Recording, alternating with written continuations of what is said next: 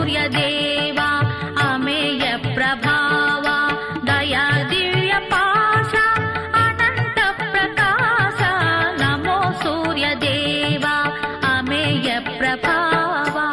నవ్వి అన్నారు భాస్కరరాయల వారు, ఇవాళ సాయంకాలం మీరు గంగ స్నానం చేసి సంధ్యావందనం చేసుకొచ్చి గంగ తీరంలో కూర్చోండి, 64 కోట్ల మంది పేర్లు చెప్తాను చరిత్ర అన్నారు.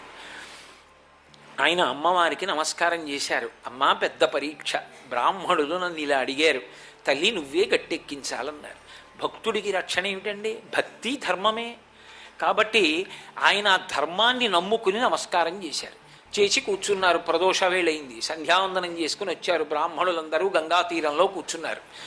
కూర్చుని ఉంటే 64 కోట్ల మంది యోగినీ దేవతలకు సంబంధించిన చరిత్ర భాస్కరరాయల వారు చెప్పడం కాదు, 64 కోట్ల మంది యోగినీ దేవతలు కాశీపట్టణంలో ఆకాశంలో నిలబడ్డారు.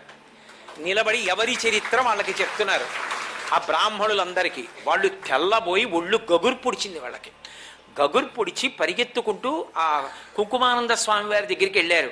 అయ్యా, ఇదేమి విచిత్రం అండి, ఆయన చెప్తారనుకున్నాం, భాస్కరరాయల వారు ఏకంగా 64 కోట్ల మంది యోగినులు వచ్చి ఆకాశంలో నిలబడి చరిత్ర చెప్తున్నారు అంటే ఆయన అన్నారు, మీరు ఏదో తొందరపడి భాస్కరరాయల వారంటే సామాన్యుడనుకుని ఆయనని విమర్శించచ్చు, తేలికగా మాట్లాడచ్చు అనుకున్నారు.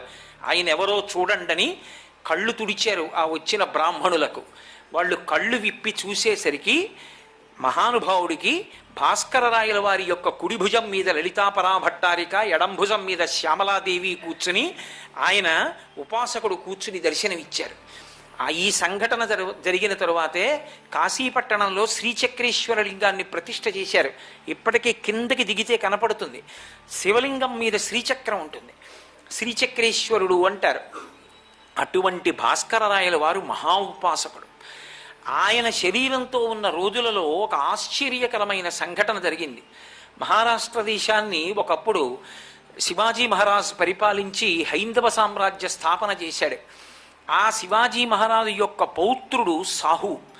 ఆ సాహుకి ఒక సైన్యాధిపతి ఉండేవాడు. ఆయనని ధనాజీ జాధవుడు అని పిలిచేవారు. ఆ ధనాజీ జాధవుడికి ఒక కుమారుడు, ఆయన పేరు చంద్రసేన జాధవుడు. ఆ చంద్రసేన జాధవుడు బాలకీ నగరాన్ని రాజధానిగా చేసుకుని పరిపాలన చేస్తున్నాడు. ఆయనకి సంతానం లేదు. ఆయన గురువు గారు భాస్కరరాయల వారు. భాస్కరరాయల వారు ఒకసారి అటుగా వస్తూ ఉంటే ఆయన దర్శనం చేసుకుని అర్ఘ్యపాద్యాదులిచ్చి గురువు గారిని ప్రార్థన చేశాడు. అయ్యా, నాకు ఎదర కావలసిన అంత్యేష్టి సంస్కారాన్ని నిర్వహించడానికి, శరీరం పడిపోయిన తరువాత పిండ ప్రదానం చెయ్యడానికి, ప్రతి ఏటా శ్రాద్ధకర్మ చేయడానికి ఓ కుమారుడు ఉండాలి. అది కోరరాని గొంతెమ్మ కోరిక కాదు, ఉండవలసినటువంటి కోరిక. పుత్ర సంతానం పొందాలని ఎవరికి ఉండదు. కాబట్టి నాకు ఒక్క కుమారుణ్ణి ప్రసాదించవలసింది అని ప్రార్థించాడు. భాస్కరరాయల వారు వెంటనే ఆశీర్వచనం చేశారు, నీకు కుమారుడు కలుగుతాడు అని.